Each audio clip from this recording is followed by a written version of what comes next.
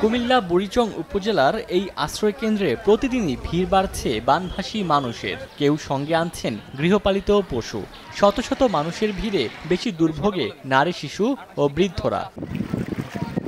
সোমবার জেলার বিভিন্ন এলাকা ঘুরে দেখা গেছে, দিন যত যাচ্ছে ততই অবনতি হচ্ছে বন্যা পরিস্থিতির। এমন অবস্থায় বুড়িচং উপজেলার বাকশিমুল ইউনিয়নের কয়েকটি আশ্রয়কেন্দ্রে খাদ্য সহায়তা দিয়েছে র্যাব।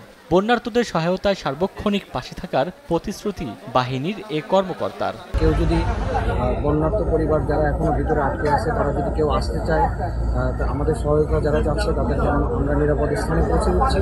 এবং এছাড়াও অনেকে অসুস্থ আছে, কেউ যদি হসপিটালে যেতে চায় আমরা তাদেরকে হসপিটালে নিয়ে গিয়ে তারা যেন চিকিৎসা নিতে পারে সেই ব্যবস্থা করে দিচ্ছি।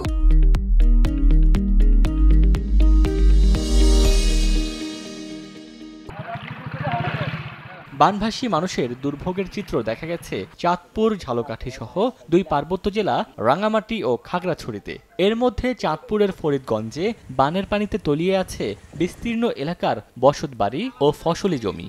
একই দশা ঝালকাঠি ও ঝিনাইদহে। টানা বৃষ্টিতে এসব জেলায় জলাবদ্ধতা তৈরি হয়েছে শহরের বিভিন্ন এলাকায়।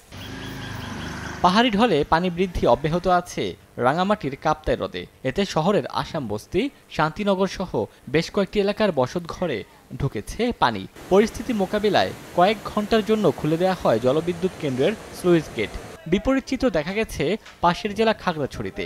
পানি নেমে গেছে সদর, দীঘিনালা, পানছড়ি ও রামগড়ের বিভিন্ন এলাকার বসতবাড়ি ও কৃষি জমি থেকে।